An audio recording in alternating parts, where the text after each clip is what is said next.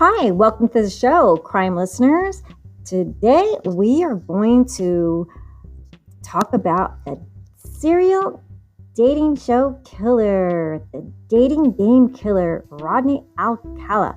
How could it be that a serial killer would be on the popular date show and even be big? He was charmingly handsome, but creepily weird.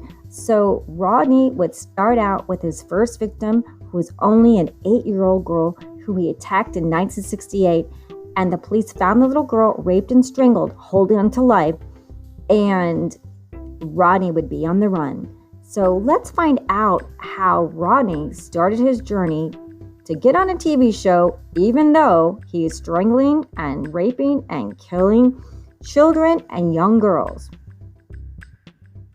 He was kind of creepily handsome, if you will, if we even allowed to give him that title.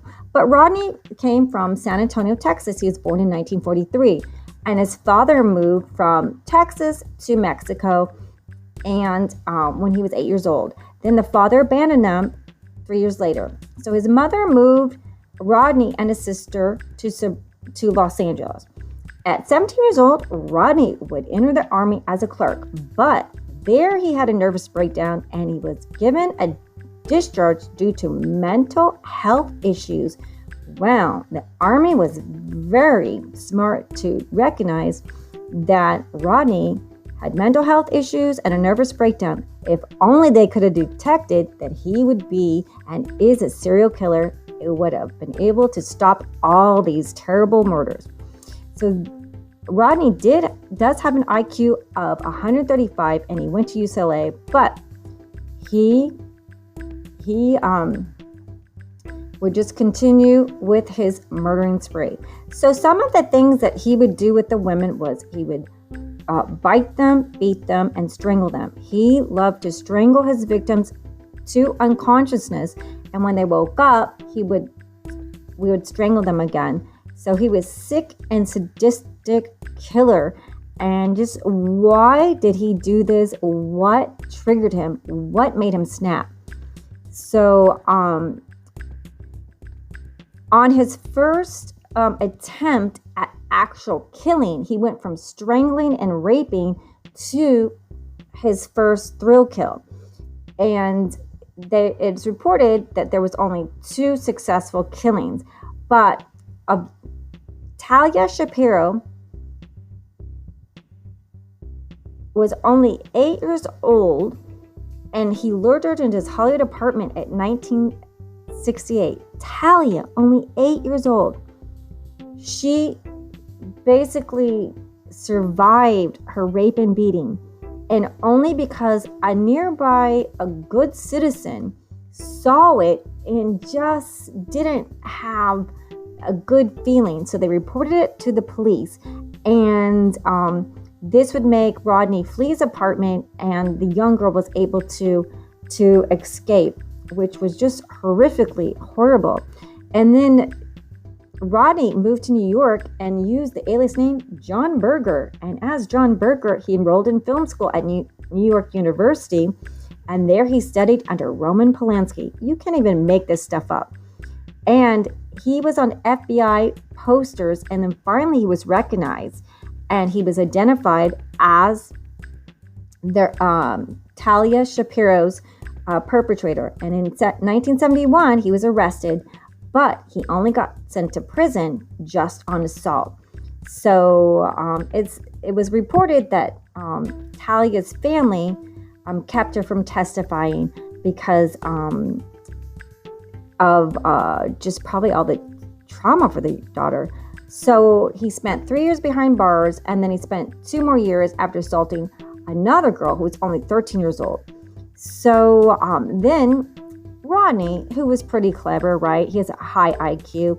He asked his parolees if he could visit his relatives in New York. Oh, hello, I'd like to visit my relatives in New York.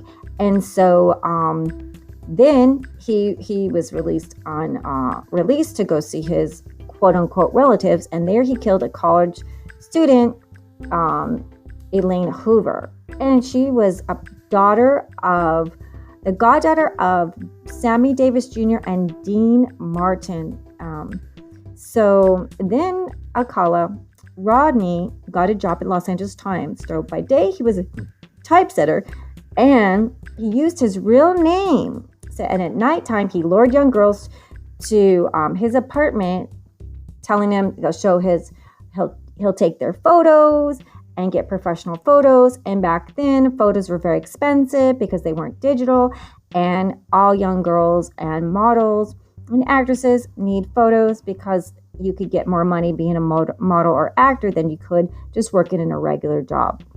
So it's always the lure of a glamorous, fun, beautiful lifestyle, but you need photos and you need someone to take them to you. And so if someone has a high IQ, you could definitely convince girls to come in, and especially you're at film school studying under Roman Polanski. So, then, and he always was quoted, he loves nighttime because nighttime is the best time. So then he appeared on the dating show, and that was a popular game show back then. And he either missed the background checks or they didn't do background checks. But the Cheryl Bradshaw picked him out of all the bachelors, and she said he was she chose handsome bachelorette number 1, Rodney Alcala. Handsome in the creepy way, right? But backstage, she spoke with him, and she said she had a sixth sense. Maybe the hairs on the back of her neck stood up. So if your hairs stand up on the back of your neck, your stomach feels queasy, you get an eerie sixth sense, just listen to it and run. Run as fast as you can, because this young lady had a feeling that just something wasn't right. So she said she even started to feel ill. She, quote unquote, told Sydney Telegraph in 2012. She said, quote, he was acting really creepy. I turned down his offer. I didn't want to see him again. Boy, was she smart, and she was lucky. But did this piss him off and lead him to spur off to more of his sadistic killings and horrible spree of rape? And another one of the bachelors, an actor named Jed Mills, also reported to LA Weekly that, quote unquote, Rodney was kind of quiet. I remember him because I told my brother about this one guy who was kind of good looking, but kind of creepy. He was always looking down and not making eye contact, quote unquote. So there was something about this guy that was creepy, but what made people come to him? It sounded like that he was able to lure these girls into his apartment, and he was a predator. So there are predators out there. So it's Halloween. You're going out there, or we're in from COVID. So do be careful, because this is a person that was on TV. And when you're on TV, people think, oh, they must be legitimate, right? So, we have serial killers who were leaders of Cub Scouts and presidents of church groups, and even on TV that are killers. So who can you trust? I guess no one. And then there's con artists pretending to be people that aren't even real people. So who can you trust? Friends and family. So, So then he would be on FBI's 10 most wanted list, and then his posters were all around. And then he's in LA, and that's where he toured little 8-year-old Talia Shapiro into his Hollywood apartment in 1968, which is just terrible, terrible, terrible. And he was arrested in 1971, and when he fled, then that's when he went from New York to Los Angeles and became the typesetter in 1978, using his real name. You can't even make this stuff up. Uses his real name on America's FBI's most 10 wanted list, and at nighttime he would go around luring people into his professional photography studio and alluring more women for rape and strangles and all the beatings he could do. So then when he went on a killing spree, he had grabbed little 12-year-old Robin Samso, and she was reported missing from Huntington Beach, California. She was going to her ballet class June 20th, 1979, and so it was reported that a gentleman, a stranger, had approached her, the little girl, Robin, on the beach with her friends and asking if these little girls wanted to do a photo shoot. So he was into little girls. And this is just really horrible for someone to approach little girls, luring them as a predator and preying on young children like that. And so they were smart and declined him. And then they left. And little Robin Samso borrowed a friend's bike to go to the ballet. So somewhere she disappeared between the beach and her class. She never made it to her ballet class. And so this guy, Rodney, must have followed her, grabbed her off her bike, and took her because she said no, and she was going to her ballet class. And, and when you're a ballet, you love ballet class, you're going to meet your friends and family, and you don't know this guy, and he's like the creepy guy. And so, but 12 days later, they would find little Robin in the forest of the foothills of Sierra Madre in Pasadena. So a park ranger found her there. And when they asked her friends, the police sketch artist, they would help him draw a composite, which looked awfully lot like Rodney. And the parole officer recognized the sketch from the little girl's friends, and they had made a sketch of Rodney. So they now had the sketch, his criminal past, and then they also found the little girl's, Robin's earrings in his Seattle storage locker. He kept her earrings as a souvenir or a trinket. And this is a telltale sign of serial killers. They keep the trinkets like rings and jewelry, underwear. They keep souvenirs from the deceased. And then they also like to boast about it and also confess to people. That's a telltale sign when confessing or boasting, writing letters to the police, taunting the police, wanting to take credit or become famous for it. So finally, in 1980, he would be in trial, and he was found guilty of first-degree murder and received the death penalty. And but in California, the Supreme Court overturned the verdict due to their jury being prejudiced because they learned about Rodney's past sex crimes. So I guess they don't want him to know that, but I think people should know that, right? But that's, if that's the law, that's the law. And then he went on a second trial in 1986, and then in 2010, it was the third trial. So, and then he even published his own book called You, the Jury, where he protests his innocence. And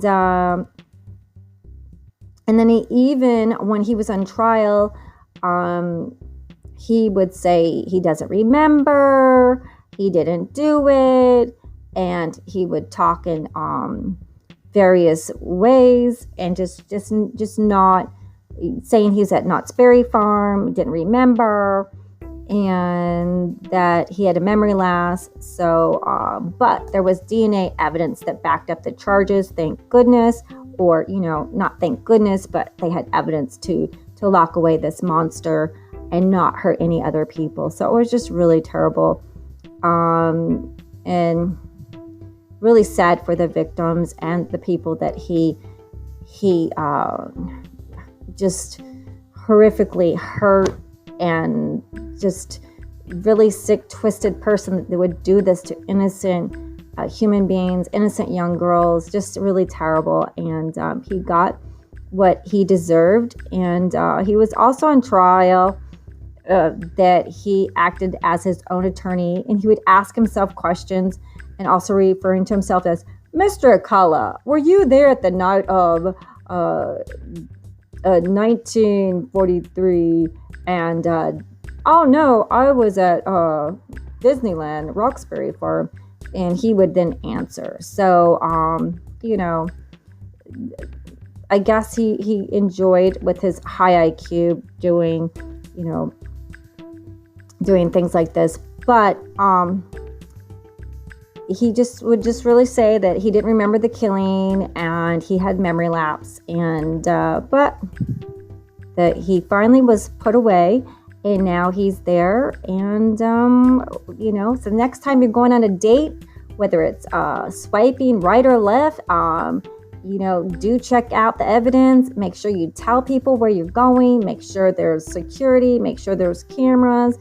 And drive yourself there. Drive yourself home, or have someone pick you up that you know. Just stay in constant contact with people. Don't go into anyone's home in the middle of the night that you don't know. Do be safe. Do be careful. And do watch your children. Please keep an eye on them. And thank you for listening. And enjoy the podcast. And have a great day.